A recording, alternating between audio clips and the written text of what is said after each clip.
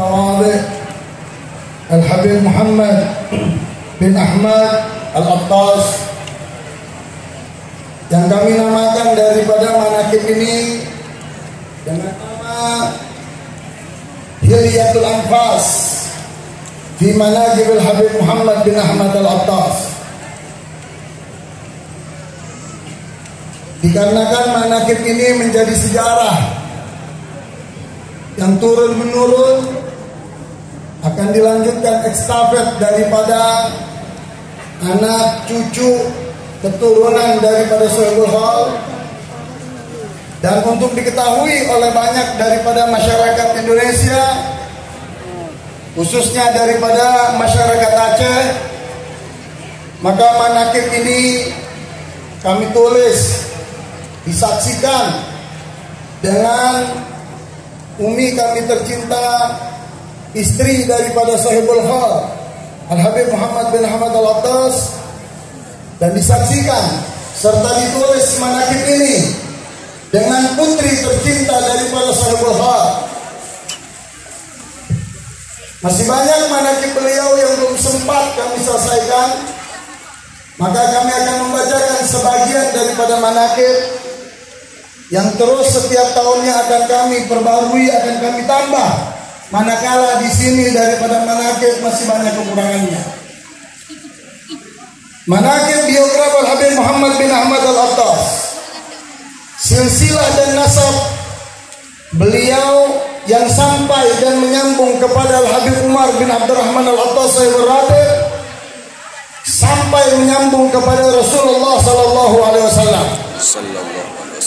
Beliau Sohibul Hal Al-Habib Muhammad bin Ahmad bin Husain bin Abdurrahman bin Muhammad bin Ali bin Ja'far bin Husain bin Umar bin Abdurrahman Al-Attas Sahibul Ratib bin Aqil bin Salih bin Abdullah bin Abdurrahman bin Abdullah bin Abdurrahman bin Abdullah bin Abdurrahman As-Segaf bin Muhammad Maulawdawilah bin Ali bin Alwi bin Al-Faqih Muqaddam Muhammad bin Ali bin Muhammad Sahib Al-Marbad bin Ali Faragasa bin Alawi bin Muhammad Sahib Al-Sam'ah bin Alawi Syihab Samad bin Ubaidillah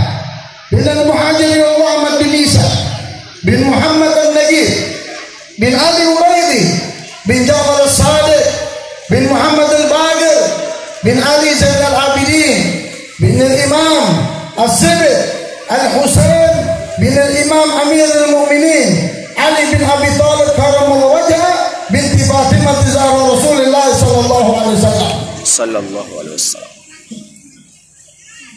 Al-Habib Muhammad bin Ahmad Al-Attas lahir pada hari Ahad malam. Lahir pada hari Ahad malam Senin jam 2:05. Bertepatan pada tanggal 12 Rabiul Awal 1361 Hijriah. Bertepatan dengan tanggal 3 Mei 1942 Masehi. Di dusun Jeruk, Desa Pucuk Ulin 2, Kecamatan Simpang Ulin, Kabupaten Aceh Timur, Provinsi Aceh. Al-Habib Muhammad bin Ahmad Al-Attas dilahirkan dari orang tua yang alim dan tawadhu, yaitu dari pasangan Al-Habib Ahmad bin Husain bin Ahmad Al-Attas dan Syarifah Ashura binti Hasan Al-Kaf. Dalam pernikahan tersebut memiliki 4 orang anak. Yang pertama Sohibul Hal Al-Habib Muhammad bin Ahmad Al-Attas. Yang kedua Al-Habib Husain bin Ahmad Al-Attas. Yang ketiga Syarifah Fauziyah binti Ahmad Al-Attas. Yang keempat Syarifah Maimunah binti Ahmad Al-Attas. Yang kesemua saudara beliau wafat. Beliau Habib Muhammad belum sampai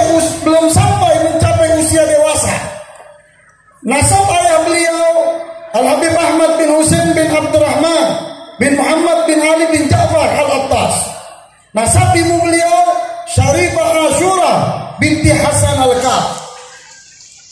Di dalam kehidupan Al-Habib Muhammad bin Ahmad Al-Attas sangatlah memprihatinkan. Beliau ditinggal ayahnya tercinta dalam usia 6 tahun. Di usia 6 tahun beliau sudah menjadi anak yatim. Beliau dibesarkan dan dididik oleh kakek beliau Al-Habib Husain Al-Attas di Idi, Aceh. Sampai remaja. Di masa remaja beliau menempuh pendidikan dari ibtidaiyah, tsanawiyah di Aceh Timur. Selepas pendidikan, beliau mulai bekerja untuk menafkahi ibu tercinta dan keluarga besarnya. Tempat beliau bekerja adalah di salah satu toko di kota Lamsa yang bernama Toko Kairo. Dengan gigih serta kejujuran, amanat dan istiqomah beliau dalam menjalankan perlu kita tiru. Tidak pernah satupun amanat yang beliau lakukan kecuali semua amanat tersebut dijalankan dengan sepenuhnya. Di samping itu, beliau membawa barang dagangannya keliling kampung dari desa ke desa. Bahkan beliau tidak sungkan untuk menggelar dagangannya di amperan jalan demi mendapatkan rezeki yang halal yang diridhoi Allah Subhanahu wa taala. Pemilik toko Kairo ialah Al-Habib Abdullah bin Abdurrahman Al-Attas yang selalu percaya memberikan amanah sampai beliau diberikan dan dipercaya untuk memegang kasir yang bersangkutan dengan keuangan. Seringkali beliau disuruh pemilik toko untuk membeli barang dagangannya ke kota Sabang, Aceh. Berbagai macam barang dagangan seperti kain sarung, bahan-bahan baju, sepatu, sendal, baju, minyak wangi, dan barang lainnya. Beliau menjual barang dagangannya sesuai amanat dan perintah pemilik toko tersebut. Seringkali beliau mendapatkan orang yang belanja kurang uangnya, maka tidak segan beliau menambahkannya. Setelah masuk usia dewasa, beliau memohon doa restu dan izin kepada ibunda tercinta untuk mencari pengalaman dan bekerja di kota Jakarta. Selama di Jakarta, beliau hidup dari satu tempat ke tempat yang lain.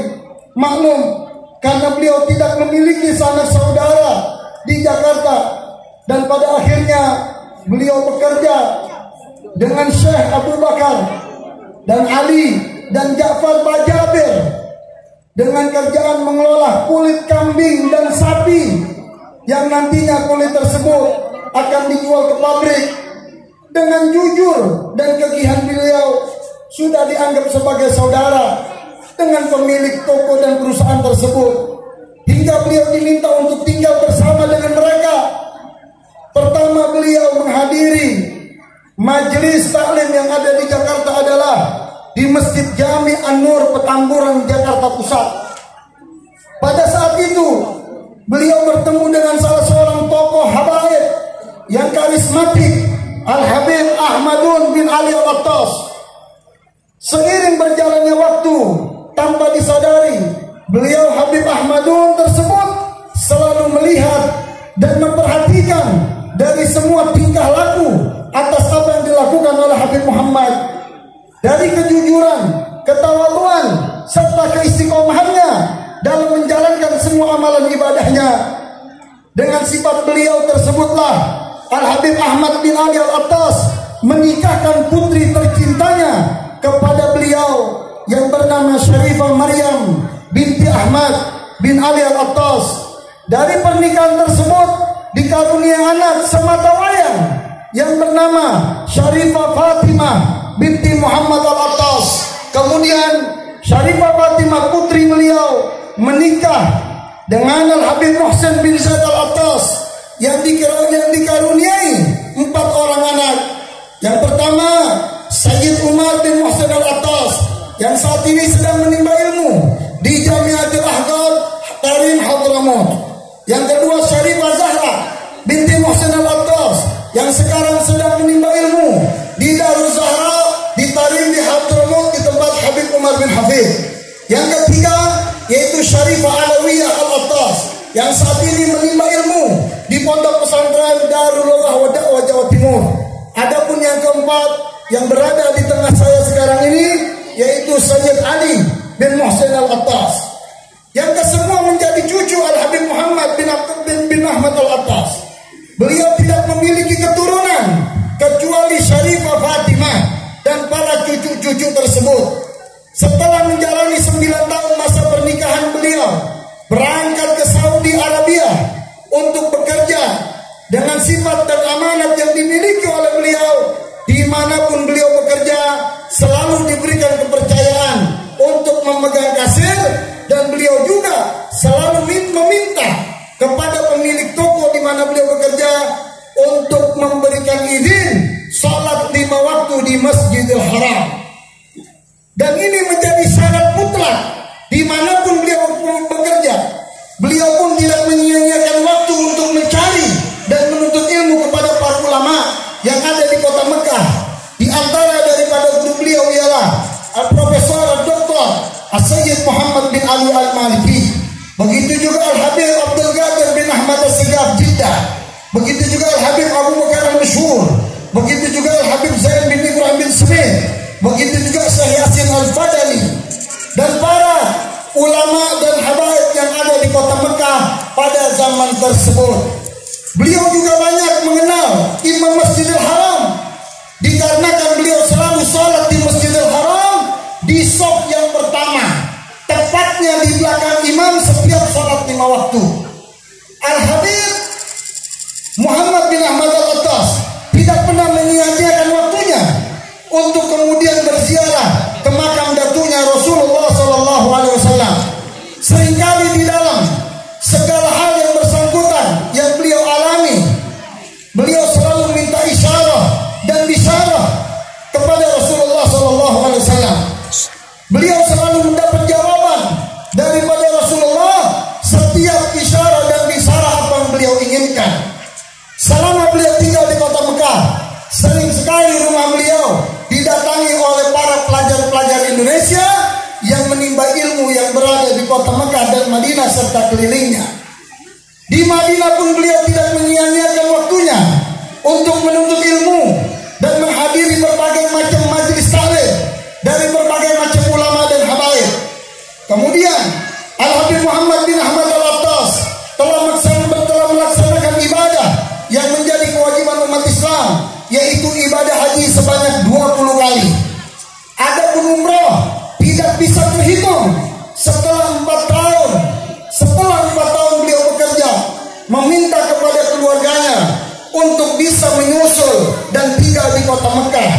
Di antara keluarga yang sangat terdekat dengan beliau ibunda tercinta yang diajak ke kota suci Mekah, yaitu Syarifah Al-Surah binti Hasan Al-Kaf. Begitu juga istri tercinta yaitu Syarifah Maryam binti Ahmadun Al-Attas. Begitu juga putrinya tercinta Syarifah Fatimah binti Muhammad Al-Attas.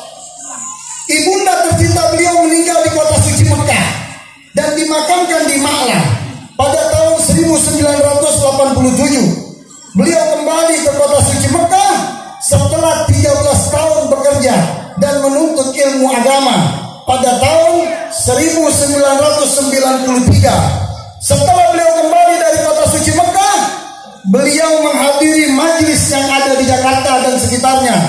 Di antara majlis yaitu Majlis Kuitang yang dipimpin oleh Habib Ali bin Abdurrahman Al-Habsyi, dan Majlis Al-Hawi yang dipimpin oleh Habib Muhammad bin Ahmad Al-Haddad, dan Majlis Asmaul Husna yang dipimpin oleh Habib Ahmad bin Abdul Attas, Habib Ahmad bin Hir, dan Majlis Silaturahmi yang ada di Kampung Melayu, dan majlis yang lainnya yang ada di Jakarta dan sekitarnya. Beliau juga mengajar di beberapa tempat, di antaranya di rumah kediaman Said Zainal Jamalullah Simpro dan di rumah Muhibbin yaitu Haji Roji Al-Banjari di Cipinang, Jakarta Timur. Begitu juga di rumah Bapak Haji Gunawan di Kampung Melayu. Di antara guru yang ada di Indonesia yang beliau menimba ilmunya, Al-Habib Ali bin Abdurrahman Al-Habsyi Kuitan. Begitu juga Al-Habib Ali bin Husain Al-Attas Bungur, pengarang kitab Tajul Aras. Begitu juga Al-Habib Salim bin Ahmad bin Jindan. Begitu juga Al-Habib Muhammad bin Ahmad Al-Haddad. Begitu juga Sayyidul Walid Al-Habib Abdurrahman bin Ahmad As-Segaf Bukit Duri. Begitu juga Al-Habib Abdullah bin Husain Syami Al-Attas. Begitu juga Al-Habib Umar bin Muhammad bin Hud Al-Attas. Dan banyak lagi daripada guru beliau. Setelah 5 tahun kembali dari kota suci Mekah, beliau membuka majelis taklim pertama kali yang bernama Darul Mustafa, dengan isyarah dan permintaan dari Al-Habib Ali bin Abdul Qadir bin Sa'ir pada tahun 1998, yang meresmikan daripada majelis Darul Mustafa yaitu Al-Alim, Al-Allamah, Al-Mursyid, Al-Musnid Al-Habib Umar bin Muhammad bin Salim bin Hafiz, dengan membawa seluruh alumni pelajar Indonesia yang pertama kali Darul Mustafa yang datang dari Tarim ke Indonesia. Di antara yang menghadiri pada acara hal tersebut, murid daripada alumni yang pertama Al-Habib Saleh Al-Jufri, Al-Habib Mundir bin Fuad Al-Musawa, Al-Habib Jindan bin Novel bin Jindan, Al-Habib Guras bin Qasim Baharun. Dengan dukungan tokoh masyarakat dan para habaib yang menjadikan majelis ini makmur dan berkah, hingga akhirnya beliau terus menjalankan majelis Darul Mustafa selama 11 tahun. Majelis Darul Mustafa berada di Jalan Jati Petamburan nomor 91. Dikarenakan keluarga daripada ahli waris dan anak-anak daripada Al-Habib Ahmadun Al-Attas, mertua daripada beliau menginginkan untuk menjual tanah tersebut untuk dibagi warisan daripada anak-anaknya. Beliau berpindah untuk mencari tempat yang telah Darul Mustafa berada 11 tahun di Darul Mustafa. Dan di antara guru yang mengajar selama Darul Mustafa berada di Petamburan, yang pertama adalah Al-Habib Saleh bin Muhsin Al-Habsyi, alumni pertama daripada Abuya Sayyid Muhammad bin Ali Al-Maliki. Begitu juga yang mengajar yang kedua Al-Habib Hamid bin Abdullah Al-Kaf, alumni Abuya Sayyid Muhammad bin Ali Al-Maliki. Berikutnya Al-Habib Umar bin Ahmad Al-Hamid, alumni Abuya Sayyid Muhammad bin Ali Al-Maliki. Berikutnya yang mengajar Habib Jindan bin Novel bin Jindan, alumni daripada Darul Mustafa Tarim Hadramut. Begitu juga yang mengajar Al-Habib Mundir bin Fuad Al-Musawa, alumni Darul Mustafa Tarim Hadramut. Begitu juga Al-Habib Quraish bin Qasim Baharun, alumni Darul Mustafa Hadramut. Begitu juga Syekh Ali Salman, ulama daripada Betawi. Dan saya sendiri Al-Habib Muhsin bin Zaid Al-Attas sebagai menantu daripada beliau, alumni daripada Darul Mustafa Tarim Hadramut. Kesaksian daripada guru yang mengajar di Darul Mustafa, kalau majlis ini memberikan manfaat dan barokah,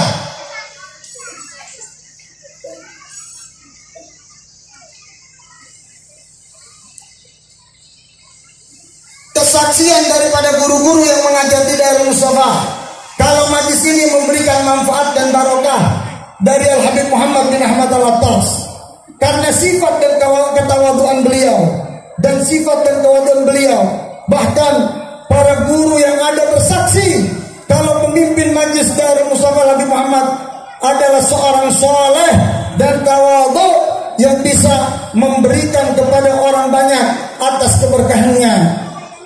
Di antara murid beliau yang berkhidmat di majlis Darul Mustafa, Al-Habib Saleh bin Taufik bin Syihab, kemudian Haji Hasan Al-Betawi Petamburan, begitu juga Al-Habib Husain bin Ahmad Al-Attas. Setelah 11 tahun berjalan Darul Mustafa di Petamburan, pindah ke Jalan Condet Raya nomor 151, diberikan tempat pinjam sementara oleh Habib Muhammad bin Abdul Qadir Al-Attas yang dikenal dengan Habib Mat Tegar. Dengan seizin Allah berjalan majlis Darul Mustafa di Condet, dan antusias masyarakat luar biasa, khususnya daripada para habaib, ulama dan umara setempat. Adapun kegiatan pengajian rutin yang ada di Condet tidak berubah dengan kegiatan Darul Mustafa yang ada di Petamburan sebelumnya.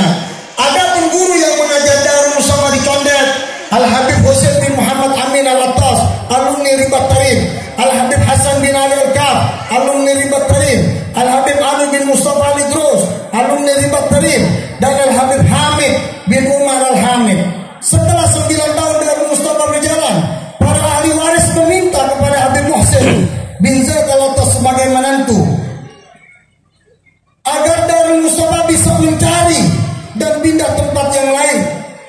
Ini semua terjadi setelah meninggalnya orang tua daripada ahli waris, yaitu Habib Muhammad bin Abdul Qadir, dan setelah meninggal Al-Sayyidul Walid Habib Muhammad bin Ahmad Al-Attas. Pesan daripada Habib Muhammad bin Abdul Qadir Al-Attas Darul Mustafa kepada putra putrinya agar Darul Mustafa tetap ada selama Habib Muhammad bin Ahmad Al-Attas masih hidup.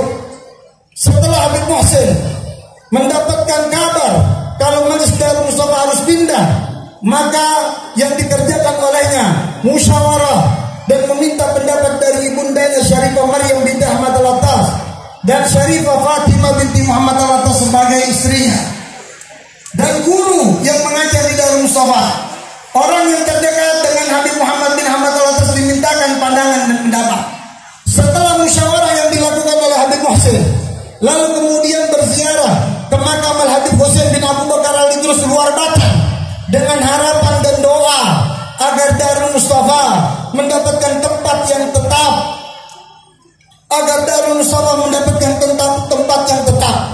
Setelah ziarah dari luar Batang pada malam Jumat, Allah memberikan isyarat dan bisyarah melalui mimpi Rasulullah SAW yang didapat dalam mimpi oleh Habib Muhsin bin Zaid Al-Attas dengan diberikan kunci yang warna hitam dari Rasulullah SAW. Juga diberikan tasbih oleh Al-Habib Umar bin Muhammad bin Salim bin Habib. Setelah isyarat dan bisyarah yang didapat oleh Al-Habib Muhsin, beliau bicara dengan salah satu temannya, yaitu curhat yang bernama Jamaluddin, untuk bisa mencarikan tempat ganti Darul Mustafa. Dengan seizin Allah, pindahlah Darul Mustafa setelah 9 tahun berada di Condet. Setelah Habib Muhsin membeli sebidang tempat, sebidang tanah yang dijadikan untuk tempat berlabuh dan bermualanya Majelis Darul Mustafa selamanya hingga akhir yaumul qiyamah. Dengan waktu yang sangat dan amat singkat, dibangunlah Darul Mustafa. Dalam waktu 2 bulan pembangunan selesai, yang mana majlis tersebut diresmikan oleh Bapak Anies Rashid Baswedan. Setelah pindah Darul Mustafa, beliau sebelum pindahnya Darul Mustafa berpamitan kepada istri tercinta, kepada saya dan putrinya untuk berangkat ke Aceh. Ini belum saya selesaikan karena tidak ada waktu saya menulis. Setelah beliau bicara dengan saya, dia katakan, Habib Muhsin, Abah mau ke Aceh. Ini mungkin 6 atau 8 bulan sebelum beliau meninggal di masa Covid. Saya bilang, Abah, untuk apa Abah mau ke Aceh? Biarlah Masjid Ba'alawi ada yang mengurusnya. Abah di sini aja. Abah sakit. Abah sudah sepuh, Abah nggak boleh keluar. Karena pada saat itu di Jakarta pun petang betul, tidak boleh orang luar apalagi orang tua. Dengan kegigihannya Abah mengatakan, Muhsin, kalau Abah nggak ke Simpang Ulim, Abah nggak ke Aceh, Masjid Ba'alawi tidak akan selesai-selesai. Abah ke Aceh dan Abah langsung berpamitan sama Umi, sama Fatimah, sama Muhsin, kalau Abah nggak akan balik lagi ke Jakarta. Akhirnya kita tidak bisa berkata apa-apa.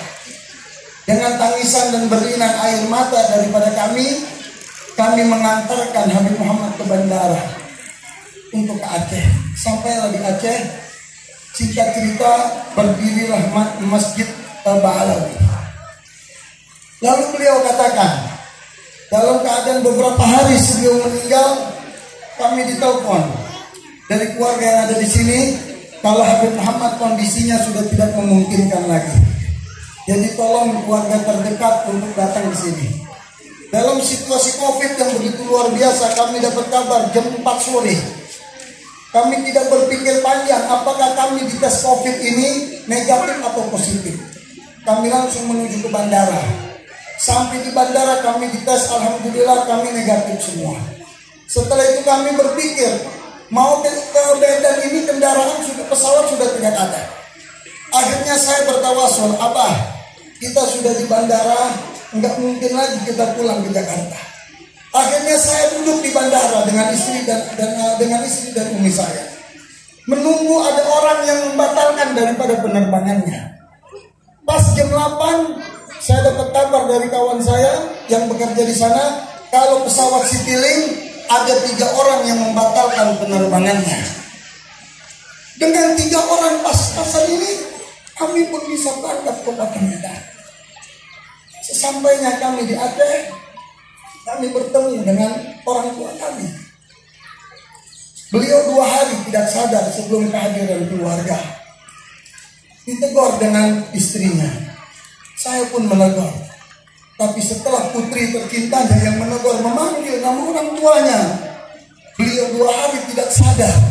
Begitu dipanggil oleh putrinya, beliau langsung sadar. Beliau membuka kedua matanya. Yang tadinya beliau tidak mau makan, beliau langsung mudah begitu makan. Berjalanlah dengan waktu yang sangat dan amat singkat. Beliau katakan, dia bilang, Mohsen, Abah sudah tidak ada lagi waktu, dia bilang. Abah mestinya malam Jumat ini sudah dipanggil oleh Allah Subhanahu wa Ta'ala. Abah sudah ditunggu oleh kawan-kawan Abah di surga. Rasulullah sudah mau menjemput Abah di surga. Abah sudah tidak ada waktu lagi. Lalu saya katakan, Bah, kita datang dari Jakarta mau ikut meresmikan Masjid Darul Mustafa. Kenapa Abah nggak mau ikut meresmikan Darul Mustafa? Lalu beliau katakan, ya sudah, Abah akan minta kepada Allah untuk umur Abah dimundurin sampai peresmian Masjid Ba'alawi. Setelah hari Minggu pagi, beliau bicara dengan saya. Dia bilang, Mohsen, Abah nggak bisa hadir ke sana. Abah dari sini, Mohsen sambut kawan-kawan Abah. Di antaranya disebutkan yaitu Abu Mudi, langsung disebutkan dengan Abah. Di sana ada Abu Mudi, seorang ulama karismatik kiai besar yang ada di Aceh. Mohsen sambut, Mohsen salam dengan Abah. Dan setelah peresmian nanti Mohsen minta didampingi oleh Abu Mudi, yang harus Mohsen jadikan beliau sebagai pengganti Abah yang ada di Aceh. Akhirnya kita pun meresmikan Masjid Ba'alawi, yang saya langsung didampingi dengan Abu Mudi, dan Abu Mudi yang meresmikan, yang mendoakan daripada peresmian Masjid Ba'alawi ini. Singkat waktu, berjalanlah peresmian ini, saya pulang ke rumah, lalu kita bertiga kumpul di dalam kamar. Abah sudah tidak lagi sadar. Lalu masuklah, saya panggillah orang-orang yang terdekat. Di antaranya Habib Soleh, Haji Hasan yang terdekat. Begitu masuk di dalam kamar, Abah katakan apa? Mohsen, Abah sudah nggak ada waktu lagi. Abah saat ini sudah ditunggu oleh Rasulullah. Dan Allah tidak mengizinkan lagi untuk Abah minta umur panjang. Inilah waktu yang terakhir, kata beliau. Tolong gantikan baju Abah semua. Abah pengen menghadap kepada Allah dalam keadaan suci dan bersih. Berkali-kali beliau minta digantikan pempes. Saya nggak mau gantikan pempes, karena kalau pempesnya diganti, saya kesian melihat beliau. Waktu pempes diganti itu ada kulit belakang itu terkupas ngikut dengan pempes tersebut. Berkali-kali beliau minta ganti pempes, saya tidak mau. Tapi begitu di akhir beliau katakan, Mohsen, Abah nggak mau pakai pempes, ingin menghadap kepada Allah dan Rasul. Abah kepengen suci. Ya udah, saya minta kepada Haji Hasan yang mengurus, gunting ini pempes. Diguntinglah pempes, diganti, lapilah badannya, dipakaikanlah gamis yang baru. Setelah itu beliau katakan, ayo, Abah mau sholat isya dulu. Ya, setelah itu gabung dengan sholat maghrib pijamah terakhir. Setelah selesai sholat isya, sebelumnya nggak bisa bicara sama sekali, mulut terkunci. Setelah selesai sholat maghrib, sholat isya, beliau minta kepada Abu Soleh baca wirid yang biasa dibaca, nggak boleh ditinggal. Lalu setelah itu beliau katakan, baca ratib, baca ratib. Saya ingin meninggal diakhiri, diiringi dengan ratib. Saya punya datu Nabi Sayyidina Nabi Umar bin Abdurrahman Al-Attas. Akhirnya kita baca ratib sama-sama. Di akhir daripada talqin dzikir kalimat ratib, dengan jelas di tangan kanan saya memangku kepala daripada beliau. Itulah akhir yang saya saksikan. Betapa indahnya beliau berjumpa dengan Allah. Betapa indahnya beliau berjumpa dengan Rasulullah SAW. Di tangan kanan saya berbaring. Waktu akhir kalimat tauhid, yang mana di situ hanya ada istri daripada almarhum dan anak daripada almarhum, dan ada hanya beberapa orang saja. Begitu di tangan saya sampai di kalimat tauhid, la ilaha illallah, beliau mengangkat suara dengan gelegar, dengan keras. Beliau teriak, la ilaha illallah Muhammad Rasulullah sallallahu alaihi wasallam. Setelah itu beliau tutup mata dan mulut. Pada saat itulah beliau kembali ke rahmatullah. Kami tidak bisa banyak berharap. Kalau kami ceritakan sepenuhnya, kami pun akan meneteskan air mata. Keindahan yang beliau akhiri untuk berjumpa dengan Allah, untuk berjumpa dengan Rasulullah, itulah dambaan daripada kita semua sebagai umat Rasulullah. Dan di akhir manaqib ini, saya dipesan oleh beliau. Dia katakan, Muhsin, Abah tinggalkan di Simpang Uling ada madrasah. Dan madrasah sampai saat ini berjalan. Beliau katakan, Abah berangan-angan untuk bangun pesantren. Kemudian ada Masjid Ba'alawi. Dan terakhir Abah pesan sama Muhsin, kalau Abah meninggal, tolong makamkan Abah di sebelah daripada Masjid Ba'alawi, yang sebelumnya tanahnya beliau sudah unjuk. Makamkan Abah di sana. Abah sudah lihat tanah itu. Dan kalau Abah sudah meninggal, bangunkan Abah gubah sama seperti gubah Habib Umar bin Abdurrahman Al-Attas. Dan Abah sampaikan kepada Muhsin, disaksikan oleh istri putri Habib Soleh dan Haji Hasan, apa yang Abah wakafkan di Simpang Ulim itu adalah bukan milik keluarga. Itu wakaf yang Abah wakafkan. Dan tidak ada Abah wakafkan tanah ini kecuali Abah wakafkan untuk kepentingan daripada umat Islam. Tidak ada di tanah wakaf ini Abah wakafkan untuk makam, untuk kuburan, tidak ada. Yang Abah wakafkan adalah hanya kuburan untuk Abah sendiri. Di akhir pun Abah katakan, kalaupun nanti Umi tidak ada umur ingin dikubur di sini, Muhsin kuburkan di sini. Jadi itulah pesan Abah yang terakhir. Oleh karena itu, almarhum kembali ke rahmatullah pada tanggal 5 Rabiul Akhir. Ya, pas acara kita hari haul saat ini, kita minta kepada Allah Subhanahu wa taala agar Allah memberikan keberkahan kepada kita semua, dan Allah juga memberikan manfaat dan barokah untuk kita semua. Dan banyak lagi daripada para kiai, para habaib yang mohon maaf sekaligus saja saya mengatasnamakan sambutan atas nama panitia pelaksanaan maulid daripada maulid akbar ini, sekaligus juga haul ayah kami Al-Habib Muhammad bin Ahmad Al-Attas. Begitu juga mengatasnamakan ya keluarga besar daripada almarhum. Dengan ini kami mengucapkan jazakumullah khairan katsira. Terima kasih yang sebesar-besarnya. Hanya Allah lah yang membalas, yang pantas untuk membalas daripada kebaikan antum semua. Dan sekali lagi, daripada para kiai, para alimul ulama, para habaib, para abu-abu, para abi-abi yang hadir pada kesempatan malam hari, pada kesempatan pagi hari ini menjelang siang ini, yang pasti antum semua adalah kawan, sahabat, murid daripada Sahibul Hal. Di antaranya kami ucapkan jazakumullah khair. Terima kasih kepada Kiai Besar Aceh, yaitu Abu Mudi, yang telah menyempatkan waktu dalam acara haul ini. Besar harapan kami agar Abu Mudi bisa terus memantau daripada peninggalan ayahanda tercinta yang ada di Aceh Simpang Ulim ini. Begitu juga daripada abu-abu yang lain. Di sini juga banyak daripada para habaib yang hadir di tengah-tengah kita. Di antaranya ada Al-Habib Hasan Al-Jufri, beliau dari Cirebon, beliau sebagai ketua Robitoh Alawiyin Jawa Barat.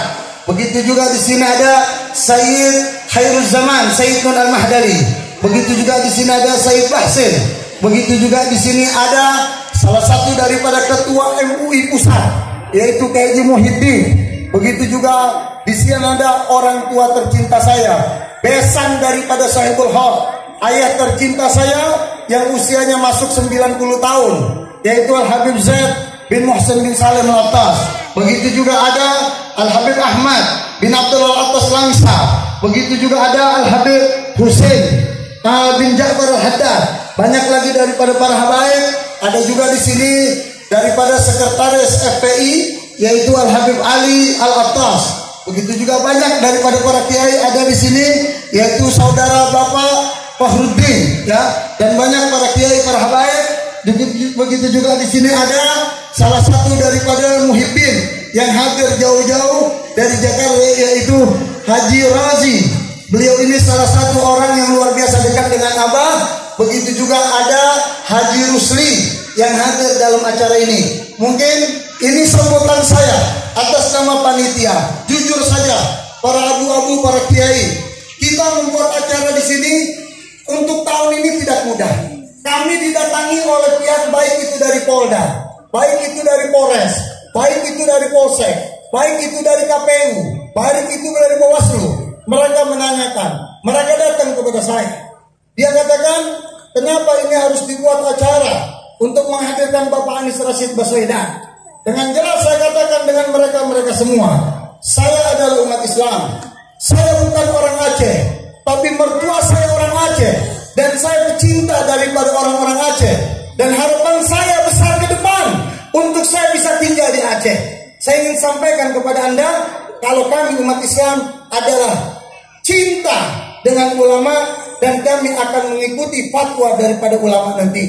Nah, oleh karena itu mereka datang ke kita layani dengan baik, kita sambut dengan baik, dengan kita katakan kami membuat acara di Simpang Ulim ini, di Masjid Pahlawi ini, tidak lain dan tidak bukan untuk mencari ridha Allah dan ridha Rasulullah. Adapun salah satu kandidat calon presiden akan datang ke tempat ini, yang saat ini sedang dalam perjalanan dari Lok Semawi ke sini, karena Bapak Anies Rashid Baswedan, salah satu kandidat calon presiden yang hadir di sini, beliau berangkat dari Palu. Beliau berangkat dari Palu pakai jet pribadi langsung ke Aceh. Nah, jadi kita tunggu kehadiran beliau mungkin beberapa saat lagi untuk hadir ke sini. Insya Allah dimulai dari timur dan sampai ke barat Aceh ini, Allah berikan keberkahan untuk rakyat Aceh, untuk berikan keberkahan untuk rakyat Indonesia. Allah memberikan pemimpin yang cinta dengan rakyatnya. Allah memberikan yang pimpin cinta dengan negaranya. Allah memberikan pemimpin yang taat dengan agamanya. Allah memberikan pemimpin yang cinta dengan Rasulnya. Allah memberikan pemimpin yang jujur, yang adil, yang sidik, dan tapana. Dan kita minta kepada Allah Subhanahu Wa Taala agar majlis kita diberkahi oleh Allah Subhanahu Wa Taala. Sekali lagi, tidak lupa saya ucapkan terima kasih yang sebesar-besarnya kepada Ketua Panitia Pelaksana, yaitu Said Saiful Al-Gadri, begitu juga Said Salman Al-Gadri, begitu juga Said Ali Al-Attas yang bekerja sama luar biasa hingga acara ini berjalan terlaksana dengan baik dan luar biasa. Ini saja yang bisa saya sampaikan. Sekali lagi, atas nama Ketua Panitia, atas nama keluarga, kami mengucapkan jazakumullah khairan katsira. Terima kasih yang sebesar-besarnya atas kehadiran antum semua. Kita menunggu kehadiran salah satu calon presiden kita untuk mendengarkan tausiah agama, ceramah agama, dan sebelumnya juga nanti akan ada sambutan. Saya ingin sampaikan juga acara ini sekaligus kita akan buat donasi untuk Palestina. Jadi tolong nanti diiringi tim hadroh disiapkan untuk amal. Jadi tolong warga memberikan amal yang terbaik. Nanti amal ini akan kita kumpulkan ya untuk saudara kita yang ada di Palestina, kita salurkan, dan sebagian juga kita gunakan untuk kekurangan-kekurangan daripada acara panitia ini. Mungkin itu saja, kurang lebihnya mohon maaf. Wassalamualaikum warahmatullahi wabarakatuh.